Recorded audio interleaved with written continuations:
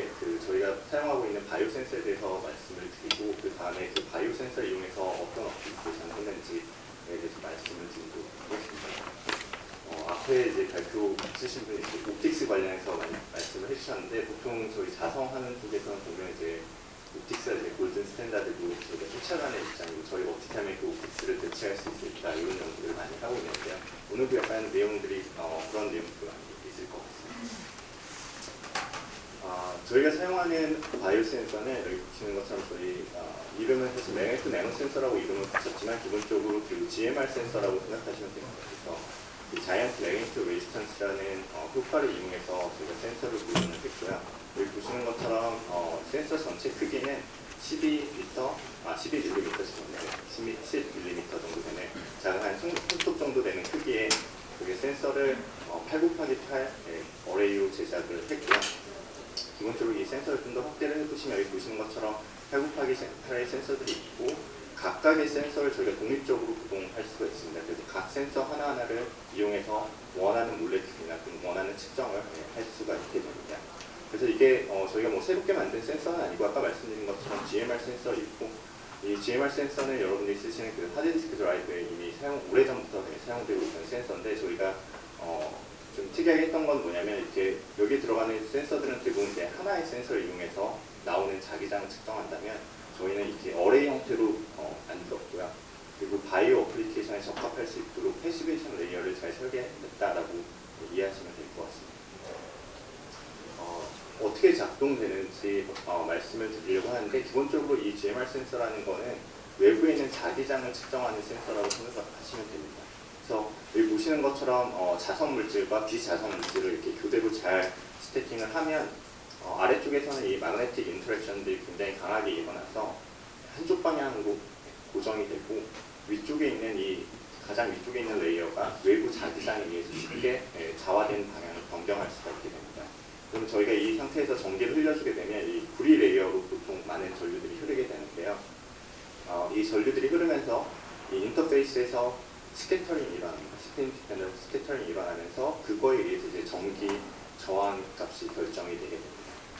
그래서 처음에 저희가 센서를 제작하게 되면 여기 보시는 것처럼 이 프리 레이어의 그 자화된 방향은 자석이라고 막대 자석이라고 생각하시면 됩니다. 그래서 막대 자석이 이쪽 방향을 NS 극이 이쪽 방향을 바라보고 있으면 아래쪽은 그거 90도로 이루고 있는 상태로 제작이 되고요. 그런 다음에 이제 외부에서 만약 자기장을 걸면 아까 말씀드린 것처럼 아래쪽은 강한 인터랙션을 하고 있기 때문에 외부 자기장에 의해서 변화하지 않고 위쪽 여기 프리 레이어에 있는 자화된 방향만 변경이 됩니다. 그래서 이렇게 같은 방향을 바라보고 있을 때 전류를 흘려주게 되면 아까 말씀드린 스캐터링이 더 적게 일어나기 때문에 전기적 저항이 감소하게 되고요. 그리고 반대로 외부 자기장을 반대로 걸어주게 되면 이렇게 엔타이 패러러한 컨피규레이션이 돼서 전기 저항이 증가하게 됩니다. 그래서 즉 외부에서 자기장이 있을 때 그 자기장을 이용해서 전기적 변화로 유도를 하고 저희는 실제로 그 전기 저항이 어떻게 변화하는지를 통해서 외부에 자기장이 있는지 없는지를 검출해 낼 수가 있게 됩니다. 그러면 기본적으로 이제 이게 자기장 센서구나라는 걸 아마 이해를 하셨을 텐데요. 그럼 이걸 가지고 어떻게 저희가 원하는 바이오 몰레큘을 디텍션 할 수 있을까에 대해서 잠시 말씀을 드리려고 하는데요. 기본적으로 저희가 사용하는 거는 마그네틱 나노 파티클입니다. 왜냐하면 여러분들 아시겠지만 이게 몸에서 나오는 건 사실 대부분 비자성 물질이에요. 저희가 가지고 있는 유일한 자성 물질은 그 적혈구 안에 있는 Fe, 그 아이언 이건 딱 하나거든요. 그래서 그것도 굉장히 약하기 때문에 우리 몸에서 뽑아낸 것들은 대부분 다 자성이 없다고 보시면 됩니다. 그래서 저희가 예를 들어 단백질이나 DNA 이런 몸에서 나온 그런 치료들을 측정하려고 하면 거기다 이제 태깅을 해줘야 되는데 그 태깅해주는 물질로서 마그네틱 나노 파티클을 사용하고 있습니다. 그래서 마그네틱 나노 파티클이 근처에 오게 되면 거기에서 의해 생기는 자기장을 저희 센서가 측정을 할 수 있게 되고요. 좀 더 구체적으로 말씀을 드리자면 저희 센서 위에 어떤 그 타겟 몰레큘에 붙을 수 있는 그런 물질을 붙여주고 샘플을 넣어주게 되면 샘플 안에 있는 저희 타겟 단백질이 달라붙게 되고 그 샌드위치 구조를 형성시켜주게 됩니다. 그런 다음에 저희 나노파티클을 넣어주게 되면 이 샌드위치 구조 위에 나노파티클이 올라감으로써 저희가 신호를 얻어낼 수가 있게 됩니다. 그래서 어떻게 보면 좀 간접적인 방법으로 저희가 저희가 원하는 타겟 몰레큘이 있는지 없는지를 판단해 줄 수 있는 그런 장치입니다. 다른 그 센서들과 좀 차이점이 있다고 한다면 뭐가 있냐면 저희가 기본적으로 계속 실시간으로 전기 저항을 측정할 수 있기 때문에 리얼타임 모니터링이 가능하거든요. 그래서 여기 보시는 것처럼 저희 이런 샌드위치 구조가 생긴 다음에 나노 파티클을 넣어주게 되면 여기 보시는 것처럼 그 실시간으로 그 시그널이 증가하는 걸 볼 수가 있게 됩니다. 그래서 이런 특성들을 이용하면 저희가 단순히 그냥 옵티컬 테크닉으로 하는 거 외에도 재밌는 연구들을 많이 할 수 있겠다 싶어서 연구를 진행했고요. 그리고 그 중에 하나를 오늘 말씀을 드리도록 하겠습니다. 첫 번째 말씀드릴 내용이 이제 프로틴 인터랙션이거든요. 그래서 왜 이 프로틴 인터랙션을 하게 됐냐면 다들 아시겠지만 그 세포들끼리 서로 이제 그 커뮤니케이션을 할 때 저희 인간들은 그냥 말로 하면 되잖아요. 네, 말로 그냥 일로 와, 뭐 아니면 여기 지금 나쁜 적들이 쳐들어왔으니까 빨리 일로 와서 같이 방어하자, 뭐 이런 식으로 얘기를 하면 되는데 사실 세포 레벨에서는 그런 게 불가능하기 때문에 세포들이 주로 서로 교류하는 방식이 이제 그 표면에 있는 단백질들을 이제 서로 결합시키는 방식으로 이제 서로 통신을 하거나 또는 여기 보시는 것처럼 이제 어떤 특정 단백질을 주변으로 이제 분비를 해서 그 분비가 된 단백질들이 다른 세포에 있는 리셉터에 달라붙으면서 그 달라붙게 되면 그 바인딩 시그널들이 다른 세포에 우리가 원하는 정보를 전달해 줄 수가 있게 되는 거죠. 그래서 결국 이 세포 레벨에서는 이 프로틴들이 어떻게 결합하는지, 어떻게 서로 인터랙션을 하고 있는지가 굉장히 중요한데요. 그냥 이 프로틴이랑 이 프로틴이 결합한다 뿐만 아니라 저희가 하려고 하는 거는 이 프로틴과 이 프로틴이 얼마나 강하게 결합하는지에 대해서 연구를 했고요. 여기 보시는 것처럼 이제 어떤 P라는 프로틴과 L이라는 프로틴이 있으면 여기 보시면 굉장히 심플하게 P와 L이 결합해서 PL이 되고 달라붙는 속도가 K1이라고 하면 떨어지는 속도가 K5다. 왜냐하면 이게 저희가 그 코밸런트 번딩이 아니기 때문에 언제나 붙었다 떨어질 수도 있는 그런 구조입니다. 그래서 그걸 측정해 보자라고 해서 저희가 시도를 했는데요. 어플리케이션을 좀 먼저 말씀을 드리자면 이걸 왜 하게 됐냐면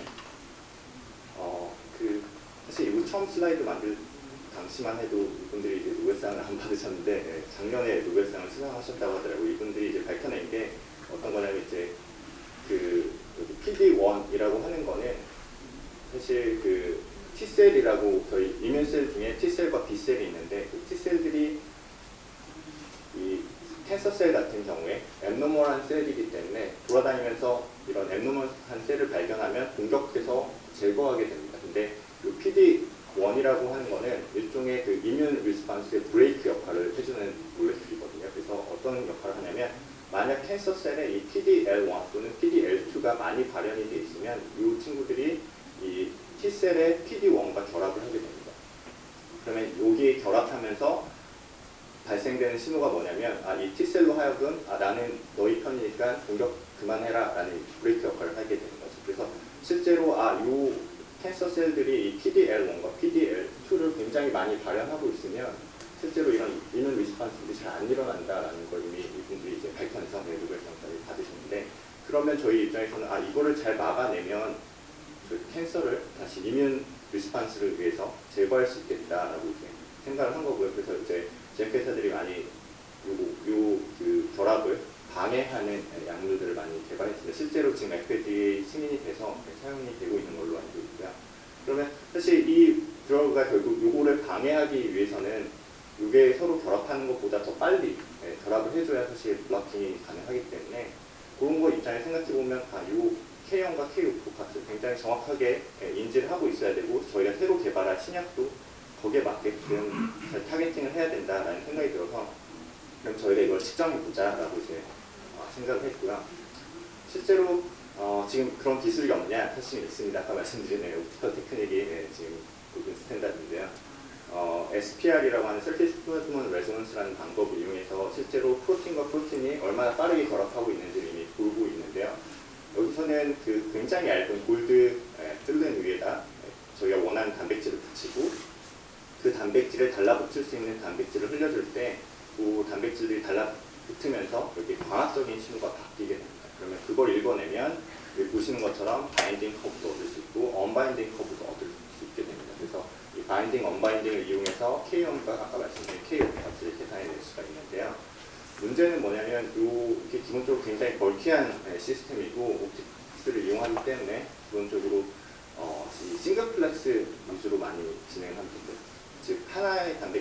한 가지 종류만 테스트가 가능하고요. 여기 보시는 것처럼 여기 사실 이 경우에 어떤 걸 하냐면 원래 원하는 단백질을 넣어주고 그 다음에 그 단백질에 안 들어있는 용액을 흘려보내줄 때 이렇게 언바인딩이 되는데 이 용액을 바꿀 때 보시면 이렇게 스텝 형태의 시그널 조각이 생기게 됩니다. 이게 왜 그러냐면 기본적으로 이 pH 뭐 이런 거나 또는 솔트 컨센트레이션이 바뀌게 되면 그거에 의해서 광학적인 특성이 바뀌기 때문에 이런 원치 않는 시그널들이 가끔 섞이게 됩니다. 그래서 저희는 그러면 이거를 저희 자성 센서를 이용하면 동시에 여러 개도 측정을 할 수 있고 이런 원치 않는 시그널들도 제거할 수 있지 않을까라고 생각하게 됐습니다. 그래서 아까 보여드렸던 저희 센서 위에다 이 마이크로플루이딕 칩을 제작을 해서 여기 보시는 것처럼 총 4개의 채널을 구성을 했고요. 아까 말씀드린 8곱하기8 센서가 있기 때문에 저희가 4개의 채널을 구성하면 한 채널 안에 총 16개의 그 센서들이 위치하게 됩니다. 그래서 저희가 여기 한 건 뭐냐면 기본적으로 이 채널 안에 있는 센서에 각각 다른 단백질, 저희가 측정하고 싶은 각각의 다른 단백질들을 올려주게 되고요. 그리고 저희가 단백질이 붙는 걸 바로 측정할 수 없기 때문에 나노파티클을 이용해야 됩니다. 나노파티클을 이용하려고 저희가 마그네틱 나노파티클을 사용했고 거기에 저희가 측정하고 싶은 다른 단백질을 이렇게 컨주게이션 시켜주게 됩니다. 이렇게 나노파티클 위에 저희가 원하는 단백질들이 올라갈 수 있기 때문에 해주고요. 그래서 이렇게 만들어진 단백질을 이 채널 안으로 흘려보내주게 되면 각 센서마다 저희가 원하는 다른 단백질들이 올라가 있기 때문에 그 친구들끼리 서로 결합을 하면 이 센서로부터는 시그널이 나오게 되고 그렇지 않은 센서, 결국 바인딩하지 않는 프로틴들이 올라가 있는 센서로부터는 시그널을 얻을 수가 없게 됩니다. 그래서 그 차이를 이용하면 저희가 어떤 단백질과 어떤 단백질이 붙는지 뿐만 아니라 실시간으로 저희가 모니터링을 할 수 있기 때문에 K1과 K2 값을 계산해낼 수가 있게 됩니다. 그래서 실제로 저희가 사용한 모델은 그 맥뮤어 아이소썸 모델인데 이게 여기 보시는 것처럼 굉장히 심플한 이퀘이션이긴 하지만 실제로 이게 되려면 여러 가지 가정이 필요하거든요. 그래서 어떤 가정이 필요하냐면 여기 보시는 것처럼 테클렛 넘버, 뱅컬러 넘버가 이런 크리테리아 안에 들어와야 됩니다. 그래서 실제로 이걸 하려면 어떻게 해야 되냐? 그 속도, 흘려주는 속도를 잘 맞춰주면 탱클렛 넘버를 굉장히 크게 할 수 있고 거기에 따라서 뱅컬러 넘버를 굉장히 작게 해줄 수가 있거든요. 그래서 이 조건을 맞출 수 있는 그런 플로우 레이스로 저희가 나노파티클을 흘려보내주게 되었습니다. 그래서 처음에 저희가 했던 실험은 뭐냐면 아까 말씀드린 것처럼 SPR 같은 경우에는 버퍼를 바꾸거나 뭔가 용액을 바꿔주게 되면 원치 않는 시그널들이 나오기 때문에 저희는 혹시 저희 센서가 거기에는 굉장히 둔감하지 않을까라고 해서 이제 실험을 진행한 건데 여기 보시면 기본적으로 오른쪽에 여기 표시된 것들은 저희가 센서 위에 올린 단백질의 종류입니다.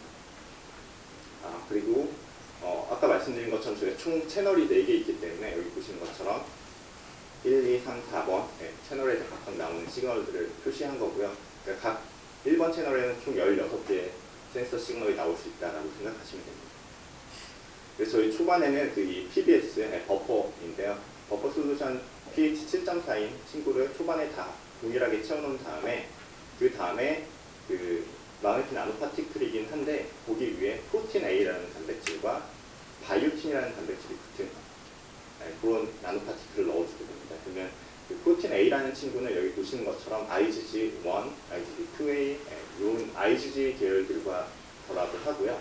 바이오틴이 붙은 죄송합니다. 스트랩 에비든이 붙은 나노파티클은 바이오틴과 결합을 할 수가 있습니다. 그래서 여기 보시는 것처럼 센서 위에 바이오틴이 붙어 있기 때문에 스트랩 에비든이 붙어 있는 나노파티클이 달라붙게 되면 역시 시그널이 나오게 됩니다.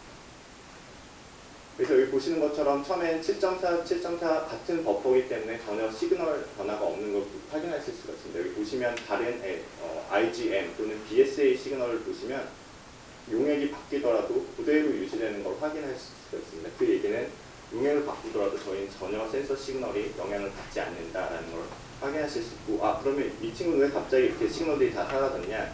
실제로 문헌상 이 pH가 5.5가 되면 이 프로틴 A라는 단백질들이 이런 친구들의 약하게 달라붙는다라는 이미 연구 결과가 있습니다. 그래서 실제로 저희 플랫폼은 어떻게 보면 SPR이 하지 못하는 이렇게 pH를 바꿔가면서 바인딩이 어떻게 되는지까지도 확인할 수 있는 플랫폼이다라고 생각을 하시면 됩니다. 그래서 아까 말씀드린 그 이제 센서가 잘 작동하는 걸 확인했으니까 그 PD1이랑 PDL1 이런 걸 측정하면 어떻게 될까라고 해서 저희가 센서 위에 PDL1, PDL2, PD1 이런 단백질들을 올리고요. 여기서는 각각의 채널에 다른 농도의 PD1이 컨주게이트된 나노파티클을 넣어주게 됩니다. 그래서 여기 보시는 것처럼 당연히 농도가 높으니까 굉장히 빠른 바인딩 커브를 얻을 수가 있게 되고요. 그 다음에 농도를 줄임으로써 점점 바인딩 속도가 늦어지게 되는데 기본적으로 이 PDL1과 PDL2는 아까 말씀드린 것처럼 PD1에 이미 결합한다라고 알려져 있기 때문에 여기도 마찬가지로 그 두 센서로부터만 신호가 나오게 되고 당연히 자기 자신과는 결합을 안 하기 때문에 PD1은 그대로 시그널이 유지되는 것을 확인할 수가 있습니다. 그래서 이렇게 얻어진 바인딩 커브를 이용해서 저희가 이 맥묘 아이소섬에 근사화시키게 되면 이 K1과 K5 값을 계산해낼 수가 있습니다. 그래서 저희가 싱글 커브 하나만 있으면 사실 이 K1과 K5를 계산할 수 없지만 이렇게 농도를 바꿔가면서 측정을 하면 저희가 이 다른 농도 값에 의해서 K1과 K5 값을 계산해낼 수가 있게 되는데요. 그 결과가 이 결과입니다. 그래서 저희 굉장히 심플한 그냥 익스포넨셜 함수를 이용해서 근사화시키면 여기 보시는 것처럼 지금 굉장히 근사가 잘 됐기 때문에 사실 실선이 저희가 측정한 데이터고 점선이 그냥 심플한 익스포넨셜 커브인데 두 그래프가 굉장히 잘 일치하는 걸 확인할 수가 있고요. 그 얘기는 사실 저희가 처음에 그 플로우 레이트 잘 설정했기 때문에 저희 아이소섬을 적용해도 큰 문제가 없다라는 부분을 생각하시면 되고요. 그래서 실제 저희가 측정한 그래프를 이용해서 그 K1 값과 K5 값을 계산해보면 이 그래프에서 기울기가 K1이 되고 Y절편이 K5 값이 되게 됩니다.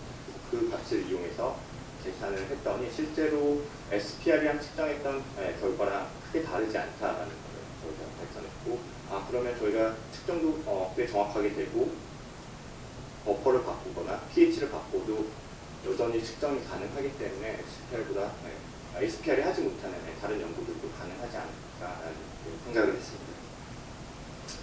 네, 그게 그 프로틴 인터랙션에 관련된 내용이고요. 두 번째 말씀드릴 내용은 저희가 단백질뿐만 아니라 DNA도 관심이 많았습니다. 그래서 DNA 측정을 하려고 하는데 그냥 DNA 시퀀싱이 아니고 그 DNA에서 뮤테이션이 발견되는지 또는 메틸레이션이 발견되는지 이런 것들을 좀 해볼 수 있지 않을까라고 해서 연구를 진행했고요.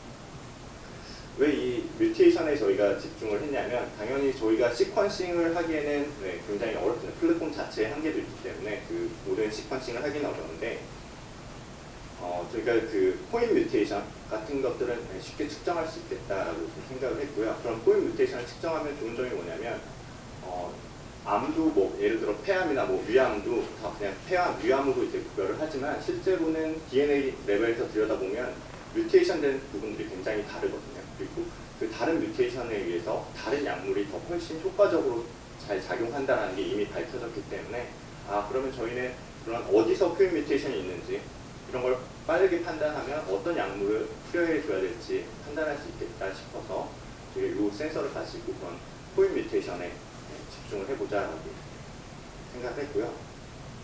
아까 말씀드린 것처럼 저희가 기본적으로 마그네틱 바이오 센서를 이용을 하는데 좀 측정 방법이 다릅니다. 어떻게 하냐면 처음에 저희가 원하는 DNA를 붙여주고 이미 저희가 알고 있는 시퀀스의 DNA를 붙여주고 센서에 그 환자에서부터 나오는 DNA를 이 나노파티클에 컨주게이션을 시켜서 넣어주게 됩니다. 그러면 이 환자에 붙은 환자로부터 나온 DNA가 센서에 붙어있는 DNA와 이 컨주게이션이 서로 달라붙어서 하이브리다이제이션이 되는데 이렇게 붙고 나면 당연히 나노파티클이 근처에 왔으니까 시그널들이 증가를 하게 됩니다. 근데 실제로 이렇게 얻는 시그널들은 생각보다 부정확하기 때문에 저희가 한 게 뭐냐면 이 다음에 온도를 서서히 올립니다. 이 센서 전체의 온도를 서서히 올리게 되면 이 달라붙었던 DNA, 보통 이 두 가닥으로 구성이 되잖아요. 더블 헬릭스 구조로. 그래서 이 붙었던 DNA가 다시 떨어지기 시작하는데 온도를 많이 올리면 다시 다 떨어져 나가서 다시 신호가 감소를 하는데 이때 얼마나 빠르게 떨어져 나가는지를 보면 저희가 어떤 시퀀스를 가지고 있는지를 파악을 할 수가 있습니다. 그래서 좀 더 자세히 말씀을 드리자면 제가 어떻게 진행을 했냐면 여기 보시는 것처럼 약간 좀 색깔들이 좀 나간 게 있는데 기본적으로 저희가 센서가 여러 개 있기 때문에 한 센서에는 와일드 타입이라고 하는 그 DNA 시퀀스를 붙여주고, 와일드 타입이라는 건 결국 정상인이 가질 수 있는 시퀀스라고 생각을 하시면 됩니다. 거기에 이 뮤턴트 타입의 다른 센서 위에 뮤턴트 타입을 붙여주게 됩니다. 그 뮤턴트 타입은 뭐냐면 와일드 타입에서 딱 하나만 시퀀스가 바뀐 그런 프로브고요. 그래서 이렇게 각각 다른 걸 올려줬을 때 저희가 그 환자로부터 얻은 DNA를 나노파티클에 섞어서 넣어주게 되면 이렇게 서로 각각에 달라붙게 됩니다. 근데 그 환자로부터 얻은 DNA와 이 뮤턴트 타입과는 딱 하나, 만약 예를 들어서 이 환자가 아니겠죠, 이제 정상인이 그냥 정상인이었다고 하면 와일드 타입이랑은 시퀀스가 똑같기 때문에 보통 저희 한 20개 정도 베이스 페어를 쓰거든요. 그러면 20개 베이스 페어가 다 똑같기 때문에 굉장히 잘 결합을 할 테고, 뮤턴트 타입 같은 경우에는 딱 하나만 다르기 때문에 사실 19개는 똑같고 하나가 다르기 때문에 역시 얘도 마찬가지로 결합을 합니다. 실제로 가끔 보면 이게 더 결합을 잘하는 경우도 있어요. 그래서 저희가 뭘 하냐면 아까 말씀드린 것처럼 서서히 이제 온도를 올리게 되면 이때 이 뮤턴트 타입에 붙었던 DNA들은 하나 차이가 있기 때문에 이 친구들이 먼저 떨어지기 시작하고 그 다음에 요 퍼펙트 매치가 되면 이 친구들이 더 늦게 떨어지게 됩니다. 그래서 이 차이를 이용하면 이 검정색 DNA, 그러니까 즉 환자로부터 온 DNA가 어떤 시퀀스를 가지고 있는지를 판단을 할 수가 있거든요. 그래서 이건 저희가 실험을 한 결과인데요. 처음에 그 나노파티클에 환자 DNA를 컨주게이션 시켜서 넣어주게 되면 그 나노파티클이 센서 표면에 달라붙기 때문에 이렇게 신호가 나오게 됩니다.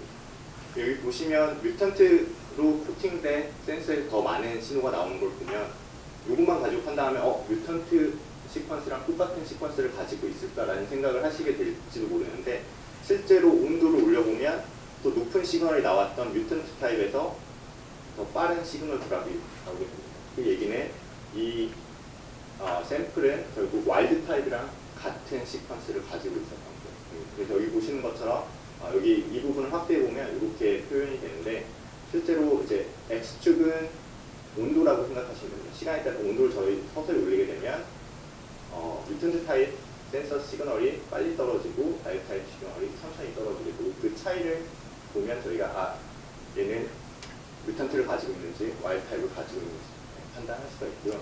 요거는 또 다른 샘플인데요. 두 개가 사실 똑같이 떨어지는 걸 확인할 수가 있습니다. 이 경우는 어떤 거냐면 저희가 보통 저희가 염색체를 쌍으로 가지고 있지 않습니까? 그래서 하나는 요거 같은 경우에는 이제 뮤테이션이 둘 다 발생해서, 또는 아니면 두 개 다 정상인 호모 자이고스 뮤테이션이라고 하는데요. 그 두 쌍 다 이제 정상인 케이스고, 이거는 두 쌍 중에 하나만 뮤테이션이 발생을 한 겁니다. 그래서 기본적으로 샘플 자체에 뮤턴트 타입도 있고 와일드 타입도 존재를 하는 겁니다. 그래서 이런 경우에 이제 헤테로 자이고스 뮤테이션이라고 하는데, 저희가 보면 그런 것도 동시에 측정할 수 있다라고 이제 얘기할 수가 있거든요.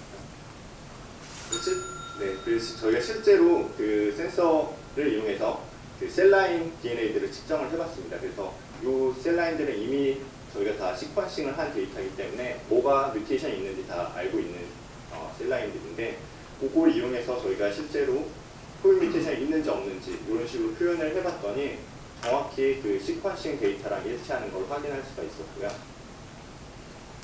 그리고 그 다음에 저희가 그럼 이제 저희가 포인 뮤테이션을 이제 정확히 측정할 수 있구나라는 걸 알았기 때문에 그 다음에 뭘 했냐면 메틸레이션이라는 걸 측정하기 시작했는데요. 이 메틸레이션, 사실 제가 슬라이드를 만들었는데 사라졌는데 지금.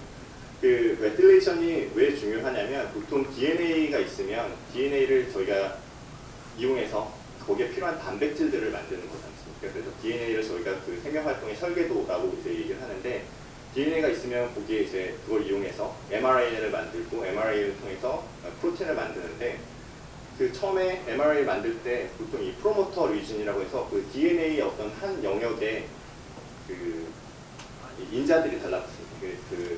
이걸 복사해주는 인자들이 달라붙어야 되는데, 보통 그게 여기 보시는 것처럼 이 CG 이런 식으로 돼 있는 영역들이 그런 인자들이 쉽게 달라붙을 수 있는 영역입니다. 근데 이 메틸레이션은 보통 어디에 발생을 하냐? 그 C라고 하는 사이토신에만 보통 많이 되는데요. 이 메틸레이션이 많이 되게 되면 그 아까 말씀드린 그 복사해 주려고 붙는 단백질들이 잘 못 달라붙게 됩니다. 그 얘기는 저희가 만들고 싶은 단백질을 못 만들어낼 수가 있게 되는 거죠. 그래서 이게 그 에피지네틱스라고 해서 우리 실제 DNA 시퀀스는 똑같이 가지고 있지만 어떤 단백질이 발현이 돼야 될지 안 돼야 될지를 결국 이 메틸레이션으로 조절을 한다라고 하는 게 이미 알려져 있고, 특정 암에서 이런 메틸레이션들이 많이 일어나게 되면 우리의 그 몸에 필요한 단백질들이 발현될 수 없게끔 제어한다라는 이런 연구 결과들도 많이 있습니다. 그래서 저희가 그럼 이 메틸레이션을 좀 측정을 해보자 라고 한 게 뭐냐면, 기본적으로 이 시퀀스가 있으면 여기 M이라고 작게 표시된 게 이제 메틸레이션이 된 사이토신인데요. 이걸 저희가 바이설파이트 컨버전을 시키면 어떻게 되냐면 이 언메틸레이트된 사이토신이 이런 식으로 변경이 됩니다. 그래서 이거를 PCR 앰플리피케이션 하면 이것이 다시 다이민으로 바뀌기 때문에 이 처음에 있던 시퀀스랑 이 시퀀스를 비교해 보시면 그냥 메틸레이션 된 사이토신은 그냥 사이토신으로 바뀌고, 하지만 언메틸레이션 된 친구들은 다시 그 다이민으로 바꿔서 사실 싱글 뮤테이션이 되는 것처럼 비춰지게 됩니다. 그러면 이렇게 메틸레이션 된 것과 안 된 거를 싱글 뮤테이션으로 저희가 치환을 할 수가 있기 때문에 똑같은 기술을 이용하면 메틸레이션이 얼마나 되는지를 파악을 할 수 있는데, 여기 보시는 것처럼 결국 저희가 알고 있는 메틸레이션이 얼마나 됐는지 알고 있는 그 DNA를 넣었을 때 실제로 그 아까 온도차라고 제가 보여드렸던 그 두 개의 커브의 차이가 리니어하게 이렇게 증가하는 걸 확인할 수 있습니다. 그래서 결국 얼만큼 빨리 떨어지는지 그 온도차를 잘 이용하면 그 온도차를 이용해서 이 메틸레이션 덴시티까지도 측정을 할 수 있다. 저희가 결과를 발표했고요.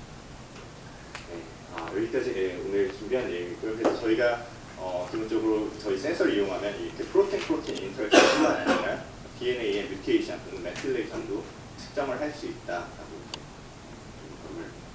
했고요.